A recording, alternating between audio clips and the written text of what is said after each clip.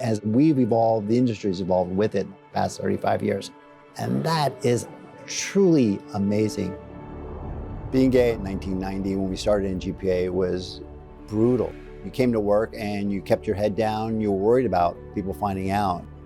And I had gotten to the point where I was so sick of lying, because that's what you had to do back then. You could be denied a security clearance. You'd be kicked out of the military with a dishonorable discharge. I quite literally came out of the closet to myself, maybe 3 months before I went to Air Force pilot training. Okay, it's kind of like throw yourself in the deepest, darkest recesses of the closet and slam the door. Why would you join a gay pilot association where you could be outed at work and lose your career? And it made no sense. But people's desire to connect made it important. This is early internet. Banging on a keyboard to meet other people. That's how Tim and I met. Originally, this started with online chat rooms, gay bars, just meeting people face to face, meeting people online. I was on a trip and I picked up one of the bar magazines. In the personal ads, in bold letters, all capitals, it said, "Gay pilot?" ? We started NGPA in 1990, and our first event was in Provincetown. Thought it was really cool that they could sit down with a whole room full of gay pilots and just be themselves. You're also fed off the fire of helping other people and hearing their stories. And the war stories drove the direction of the association in the early 90s. More and more pilots were showing up HIV positive, and they had nobody behind them. NGPA did is bridge the gap for everyone, addressing HIV issues and FAA. For the first couple of years, a lot of it was just trying to expand and try to deal with the problems of that.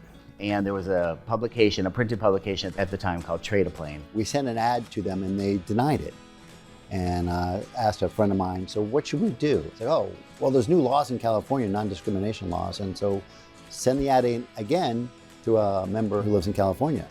It was refused. They then had a legal standing to get them to publish it. And that's in fact what they did. Gay Pilots Association, newsletters, personals, events, totally discreet, P.O. Box 1291 in Alexandria, Virginia. And back in 1993, I said, what else can we do? The scholarship program we started was just one more extension of advocacy and helping people. Both my parents worked really hard. They'd put away some money for college, but they never expected me to become a pilot. So when I told them that I wanted to go to flight school, and not just flight school, but Embry-Riddle, their jaws definitely dropped. The financial aspect was difficult. And I learned about the NGPA, going to some of the events. And it was a great experience for me to have this resource and this group of people backing me. And I believe it was 2016 maybe, we had $30,000 to give away. Thanks to our partnerships with a number of airlines, we've really expanded the program, and I'm just really excited about it. Events have always been the lifeblood of NGPA. People would ask, what else can we do? And why don't we do Oshkosh? Later on, Executive Director Stephen Moore said, let's have a booth there. He was a force to be reckoned with. Stephen shaped NGPA by challenging, by saying, why aren't we doing this? Why aren't we approaching sponsors to ask for money? Why are we not approaching universities to say, hey, we've got some scholarships? He looked around the industry, all the other organizations that had job fairs, and he said, well, why can't we do that? And he created a connection with GoJet Airlines. That was kind of the birth of the expo. And then the rest of the airlines just came along. And I walked into the fleet captain's office and I said, we're out there in Palm Springs and every airline is out there but you and one other one. We need to be there and we're missing out. We've built what has evolved into the second largest pilot job fair on the planet. And we've only gotten more diverse over the years, and success begets success. A lot of opportunities in my tenure of conversations of, are we being inclusive, A, of our entire community, but also our allies? NGPA's first transgender social came about, I believe, 8 or 9 years ago.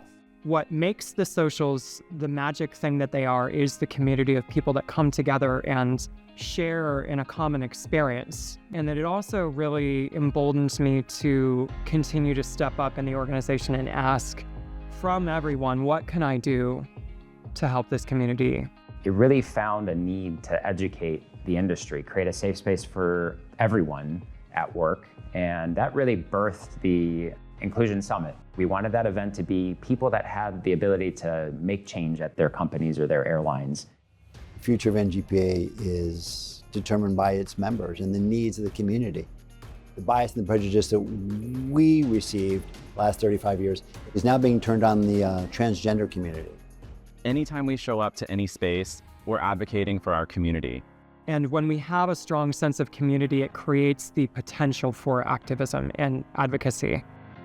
The courage that our founding members had at a time where it was so scary to be out in the workplace just goes to show the strength that can come through community. My hope for the next 30 years is that we continue to show up in places where people need us, and that we continue to have the resources and tools available that help push things forward for our community. Be out and loud and proud when you can, because you're making it easier for the person behind you. And that's really the heart and the soul of this organization right now, is helping people. We're all benefiting, just as humans on the planet. Oh no, you ain't seen nothing yet.